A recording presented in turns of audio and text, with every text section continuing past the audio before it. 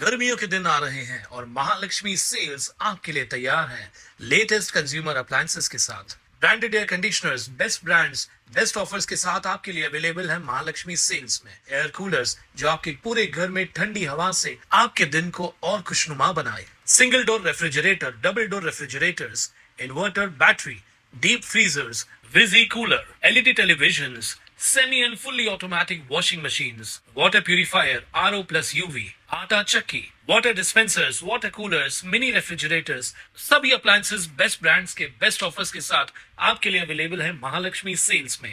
कल्याण डोंबिवली महानगरपालिका क्षेत्रात मोठ्या प्रमाणावर अधिकृत धोकादायक व अतिधोकादायक इमारती अस्तित्वात असून त्या इमारतींमध्ये राहणाऱ्या हजारो नागरिकांच्या जीविताचा प्रश्न गंभीर बनलाय।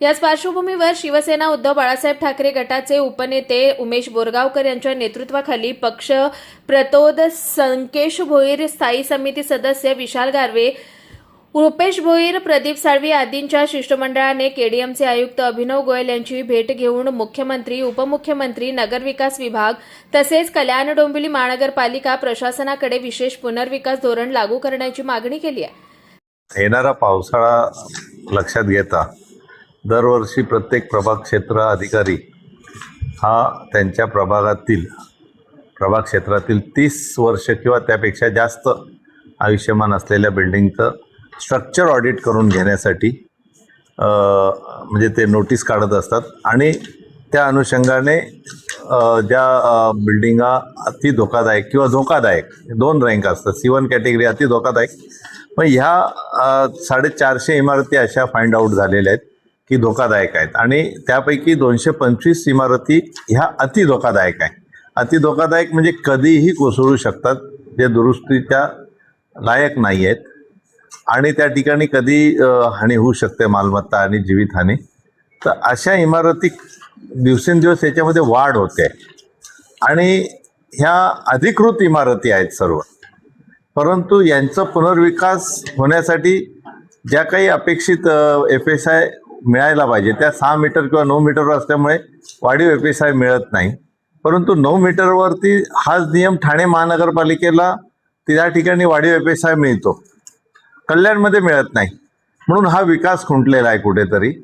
आणि मग MCHच्या माध्यमातून पण ती मागणी झालेली आहे। आर्किटेक्टच्या सर्व आर्किटेक्ट्सची जी युनियन आहे, संघटना आहे, त्यांच्या मार्फत ही मागणी झालेली आहे आणि ही मागणी आज आम्ही विरोधी पक्षातले कार्यकर्ते म्हणून आम्ही मागणी करत आहोत की कुठेतरी धोरण निश्चित झालं पाहिजे। ह्या 450 इमारती हा एक साधा प्रश्न, छोटा प्रश्न नाही आहे, तर ह्या 450 इमारतींचा पुनर्विकास जलद गतीने व्हावा याच्यासाठी कुठेतरी काही ठिकाणी पोट भाडे करू, काही ठिकाणी पगडी, अशा वेगवेगळ्या पद्धतीने त्या घरांवर हक्क सांगणार आहेत आणि ते घरं खाली करत नाही। अति धोकादायक झाल्यानंतरही रहिवासी तिथे आपला जीव मुठीत घेऊन राहत आहेत।